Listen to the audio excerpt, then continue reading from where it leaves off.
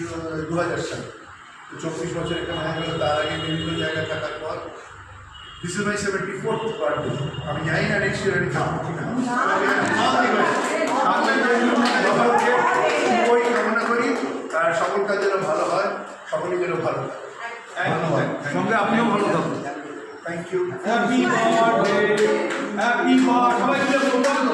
Happy birthday, happy birthday, happy birthday, আচ্ছা জলুক happy birthday, happy birthday, happy birthday.